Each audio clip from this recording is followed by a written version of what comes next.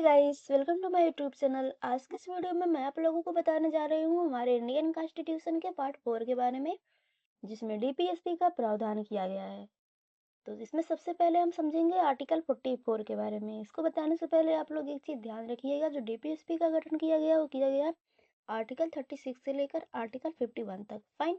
और अन्य आर्टिकल के बारे में हम नेक्स्ट वीडियो में समझेंगे।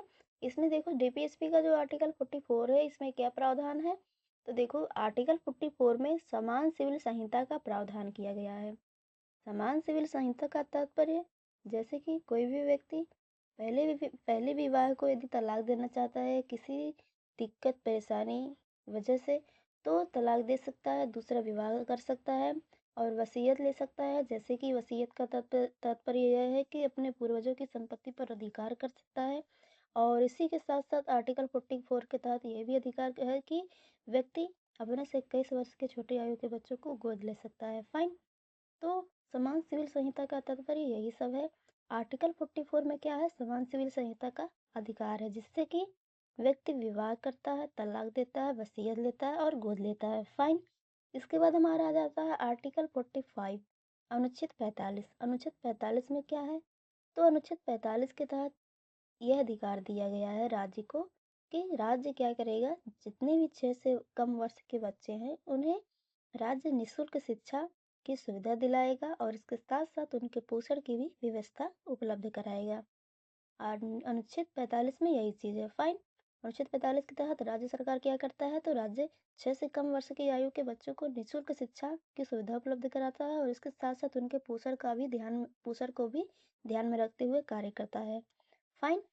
तो इसके बाद हमारा जाता है आर्टिकल 46, अनुच्छेद 46। आर्टिकल 46 में क्या है, आर्टिकल 46 को भी जो अधिकार दिया गया वो दिया गया राज्य को। अर्थात कहने का मतलब ये है कि आर्टिकल 46 में राज्य क्या करता है, आर्टिकल 46 के तहत राज्य SC ST के लिए विशेष कार्य करता है। जैसे कि राज्य SC ST के सामाजिक, आर्थिक, शैक्षणिक कल्याण के लिए कार्य करता है। तो आर्टिकल 46 में यही है कि राज्य सरकार SC ST के लिए विशेष रूप से कार्य करता है। इसके बाद हमारा आ जाता है आर्टिकल 47, अनुच्छेद 47। आर्टिकल 47 के तहत राज्य सरकार को कौन सा अधिकार दिया गया है, तो देखो आर्टिकल 47 के तहत राज्य सरकार राज्य में पोषक स्तर को ऊंचा उठाने के लिए या फिर पोषक स्तर को बढ़ाने के लिए कार्य करता है। जैसे कि राज्य सरकार अपने राज्य में पोषण आहार को बढ़ाने के लिए राशन वगैरह दिलाता है गरीबों को, जिससे कि गरीबों को भी पोषण मिल सके। और पोषक तत्वों को ध्यान में रखते हुए राज्य सरकार नशीले पदार्थों पर पाबंदी भी लगा सकता है। फाइन। आर्टिकल 47 के तहत यही चीज़ राज्य सरकार करता है। आर्टिकल 47 के तहत राज्य सरकार पोषण स्तर को बढ़ाने के लिए पोषक पोषक एवं पोषक तत्वों का ध्यान में रखते हुए नशीले पदार्थों पर पाबंदी भी लगा सकता है और पोषक स्तर को बढ़ाने के लिए पोषाहार उपलब्ध कराता है। फाइन।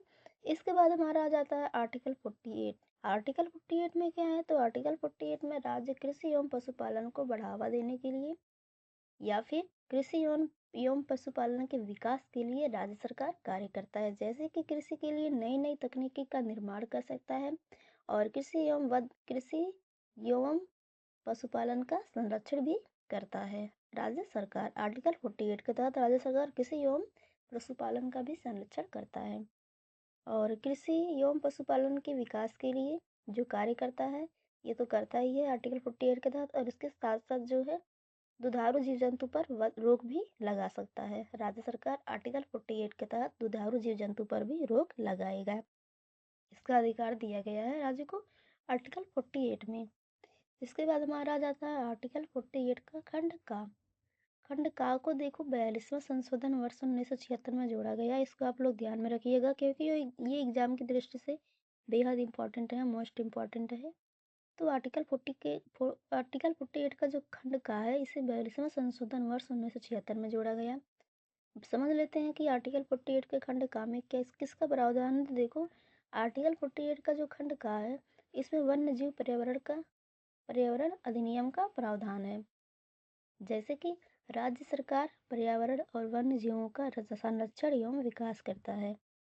इसमें आप लोग थोड़ा ध्यान दीजिएगा, इसमें वन्य जीवों में कौन से जीव आएंगे, तो ऐसे जीव आएंगे जो किसी भी तरह से व्यक्ति को या फिर इंसान को लाभ ना देते हों, तो वैसे ही जीव या फिर कह सकते हैं जानवर वन्य जीव में आते हैं।